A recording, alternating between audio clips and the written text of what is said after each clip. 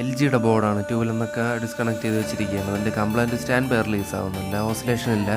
ഇവിടെ ശ്രദ്ധിച്ചാൽ കാണാൻ പറ്റും ഈ പവർ LED നല്ല ബ്രൈറ്റ് ആയിട്ട് കത്തി നിൽപ്പുണ്ട്. അതേപോലെ തന്നെ ബ്ലിങ്കിങ്ങും ഉണ്ട്.